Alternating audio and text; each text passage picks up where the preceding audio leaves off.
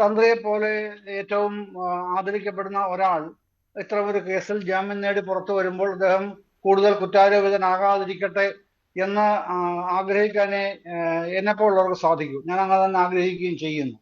പക്ഷേ ഇപ്പൊ ഇന്നലെ കിട്ടിയ ജാമ്യത്തിന്റെ ബെയിൽ ഓർഡർ പുറത്തു വരുമ്പോൾ അതിൽ വായിച്ചു നോക്കുമ്പോൾ അദ്ദേഹത്തെ ഈ കേസിൽ നിന്ന് കുറ്റവിമുക്തനാക്കുകയല്ലല്ലോ ചെയ്തത് മഞ്ജുഷേ.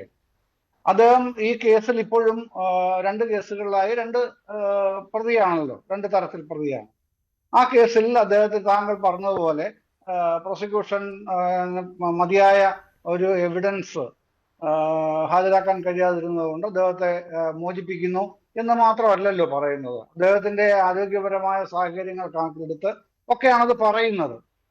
അയോട്ട ഓഫ് എവിഡൻസ് എന്നുള്ളത് അതിന് 92 93 പേജിലുണ്ട് എന്നുള്ളതും ശരിയാണ്.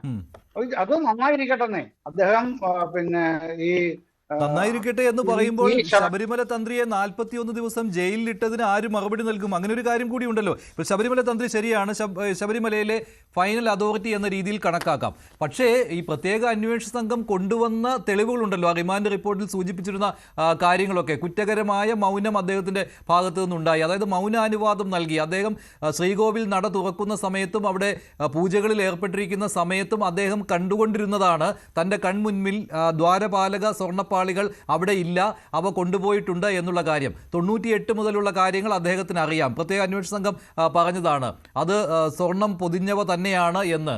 അവിടെ വെച്ച് തന്നെയാണ് അന്ന് അങ്ങനെ ചെയ്തത് എന്നുള്ള കാര്യവും. അതായത് സന്നിധാനത്ത് നിന്ന് വേറെ എങ്ങോട്ടും കൊണ്ടുപോകുന്നത് അത് മാനുവൽ അനുസരിച്ച് തെറ്റാണ് എന്നുള്ള കാര്യം തന്ത്രിക്കറിയാം. 98 സന്നിധാനത്ത് വെച്ച് തന്നെയാണ് അങ്ങനെ സ്വർണം പൊതിഞ്ഞത് എന്നുള്ള കാര്യവും അറിയാം. അപ്പോൾ 2019 ജൂണിൽ ഇങ്ങനെ കാര്യം തൻ്റെ കൺമുന്നിൽ നടന്നിട്ടും അദ്ദേഹം അത് ഗൗനിച്ചില്ല, ബോർഡിനെ അറിയിച്ചില്ല, ബന്ധപ്പെട്ട അധികാരികളെ അറിയിച്ചില്ല എന്നുള്ളതായിരുന്നുവല്ലോ. അതിന് നിയമത്തിൻ്റെ കണ്ണുകൊണ്ട് നോക്കുമ്പോൾ അതൊരു കുറ്റമായിട്ട് കാണുന്നില്ല കോടതി.